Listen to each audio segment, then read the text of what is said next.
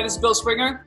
I'm the senior contributor here at Forbes magazine, and my main beat is super yachts, and I'm here with Heesen's Thom Conboy, so we can talk about what's happening in the world of super yachts, particularly what's happening in the world of Heesen. So Thom, before we get started, just how are you doing? How are you sort of getting through all this craziness that we're going through these days? Well, we're in Florida, obviously. This is the main office outside of the shipyard in Holland. And so Florida is opening again, or Florida, the state is in Dade County, which is Fort Lauderdale and Miami, where we are, is opening on Monday. The boatyards are packed here because this was a safe haven with the Bahamas and the islands closing. So each marina, boatyard, I've never seen so many boats in town. And as good as can be expected. I mean, the world has really changed in the last few months. I mean, maybe can we talk a little bit about, have you seen any change in the interest in yachting or the interest in Heesen in particular? I mean, given the fact that a yacht is actually a pretty good place to maybe shelter in place or something like that, have you seen any increased interest or different interest? I don't think we've seen any increased interest. We've continued to keep in touch with all of our current owners. We're having a lot of discussions with people that we were talking about that were interested in buying, building. If anything, it obviously it's decreased. We do a lot of effort to stay out in front of them, but also keeping in mind sensitivity of the times. I think the last thing that probably people want or need is need is a yacht. It's kind of the same thing in economic times or hardships. The first thing that comes is a yacht, and the first thing that goes is a yacht. It's a confidence buy. The money, the people that have the money to buy these boats that we build always have the money. It's a confidence in just the world. Obviously a world pandemic has quite a bit of impact on our interest, the interest level in the company or in the product. It seems like, at least in the American market in particular, that there's a lot of money coming from the federal government sort of being put into the economy to kind of hopefully get us through to the other end. The stock market hasn't really gone down as you would expect. It's a little bit disconnected from the economy. Is that having any impact on interest or on the customers that you're talking to? Well, obviously the stock market crashed, went from 29 to 18, and that was pretty scary, and back right. up to now 24, and right. seems to be stable, in that range. Oil went, below zero and now is back close to 30. These are all obviously things that impact our business when the stock market is very good, and or oil prices, because we deal car dealers, energy people, real estate people. These are the buyers of our product. So the people that we're talking to feel quite confident that, when this is over, and what over is, I think we're starting to see everything open up, that it will be a good recovery. First and second and obviously third quarter aren't going to be very good. We have unemployment at 36 million as of last week, and probably going to top over 40 million. The debt is 26 trillion going to 30. Those are the things that are probably more worrisome long term. But there's a great deal of confidence in the people that we are talking to. They see a good recovery coming. It's a divided country. It's like probably a divided world. It's kind of crazy when you can see all these large markets and Walmart and Target and all these stores can be open, but the guy that has the barber shop or the butcher shop or the clothing shop, can't be open. So there's a real divide. Some people are very scared. Some people are saying this is a whole lot of nothing. So you're sensitive, I think, to both sides. Okay, so here's a question. I'm a bit of an optimist. So, I mean, sometimes I take a step back and I'm looking at this current situation and I'm wondering, do you have customers, maybe, previous customers that are coming back to you, or potential customers that were on the fence that have said, you know what, life is precious, life is short. What am I waiting for? Let's just buy the boat. Let's get going. I mean, it takes several years to build a custom boat. So let's pull the trigger now. Have you seen any of that?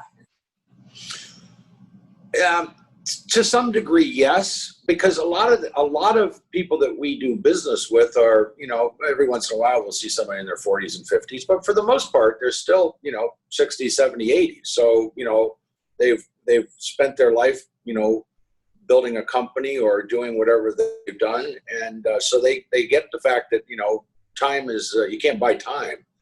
Is this going to step it up a little more? Yeah, I think that the real hardship is that, you know, you hear these reports about people, you know, sheltering on board their yacht. Well, there's not much of it because you can't go anywhere. The Bahamas and the islands are closed, and you know, there's a lot. That's all going to be probably opened up. We have had owners come in just and do a cruise around the state of Florida just to get on their boat, just because they really like boating.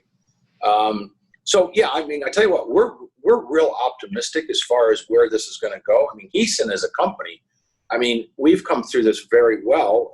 A lot of that is due to probably the Dutch government. The leaders, you know, the powers to be at Heesen by staying open, you know, running the 2 shifts. If anything, we found probably a little of efficiency in our builds. We have, I think we have 1 spec boat left for 2020. And then, which is, you know, we have a boat that's in the water that needs to be sold. We're pretty optimistic that that's going to happen, but I think optimism is definitely our, you know, that's, we're optimistic. Good. Now, just let me take a step back and let's talk about the general sort of market, the super yacht market. What sort of design trends have you been seeing? I mean, you've been doing this a long time. Are customers coming to you with a different sort of set of desires and wants, or can you tell me a little bit about what design trends you're seeing and where things may be going in the future? Design trends are been over the last few years. Obviously, is more floor to ceiling, you know, glass, more being able to get into the back end of the boat, the beach club, you know, tenders going forward, you know, utilizing getting, you know, in one with the sea, more modern, interiors very minimalistic. You know, we don't see any more kind of, you know, men's club type interiors in boats. You know, fresh new design, young designers. We work with top designers around the world. Each one of our boats, even on spec, has an interior and an exterior designer. We try to mix and match that gives a good cross section and, you know, top end designers. You know, we have such a nice. We have 4 different models at the 50 meter or the 164 range. We have a hybrid boat that we've sold now 2 of. We have that boat that we take the hybrid out. We put a diesel and, you know, conventional power in. We have that's also, it's a shallow draft boat. It's a 2.1 meter or a 7-foot draft. Very, very helpful for on this side of the Bahamas where we deal with draft. Our 50 meter, what we call the new Satori class. We built 8 of them and then we've retooled that boat. And that's Project Aquamarine that comes out January 21, and it also has a 7-foot draft. The previous sisters had an 8.6 draft. So that's really helpful here. It gives speed, it gives draft, utilizing today's technology. And then we have a full displacement boat, which we've built a couple of those. One was Angie, which got a lot of press, and then Omaha, with much press just because the owner's quite private. And that the sister to that now is Triton in our shipyard. And then again, if you go up through, we focus a lot between this say 50 and 60 meter, you know, which is 164 feet to 196 feet. And we've got actually seven models in that size range. Once we go over the 60 meter, 196 foot range, we tend to be mostly custom. We have platforms where we're more of a custom builder at that point in time. Can you tell me a little bit about the Explorer yacht that you guys partnered with Andrew Winch on? I know that during the Fort Lauderdale Boat Show last year, you announced a sort of an Explorer design. Can you talk a little bit about that? Because that looks really interesting. And just in my reporting on the super yacht industry in general, I've noticed that there's a lot of energy being put towards that Explorer yacht sort of vertical. Introduced it, and obviously just about the time we introduced it here, you know, it takes a little bit of time for things to get in the marketplace. everything has kind of collapsed around us. We missed the Palm Beach Boat Show, which is going to be a big debut of, we had a 180 footer for that. And the Explorer type boat is definitely has more interest, but on a scale of, like, let's say, what we see is, I would say, if you're talking to 100 people, maybe it used to be 2 or 3 people would be interested in an Explorer boat, and now maybe it's 10. Interesting. It's not as, what are people these days really coming to you? Like, what are the other 80, 90 people sort of desiring? Med boats, Florida boats, Bahama boats? Yeah, I mean, it's yachting in general. 90% of it follows the same kind of trek. It's from Florida to the Grenadines, which is a beautiful island. And then there's another lot that goes, say, from Florida up to the Northeast and Maine, and that type of. There's a group. You've got coastal cruising, not much in the West Coast as far as nice places to stop, but not a lot to see until you get up into, say, British Columbia and the San Juan Islands, and all the way up into Alaska. Adventurous people obviously go out to the South Pacific, but again, small percentage. And then obviously the Mediterranean, Croatia, Montenegro, Greece.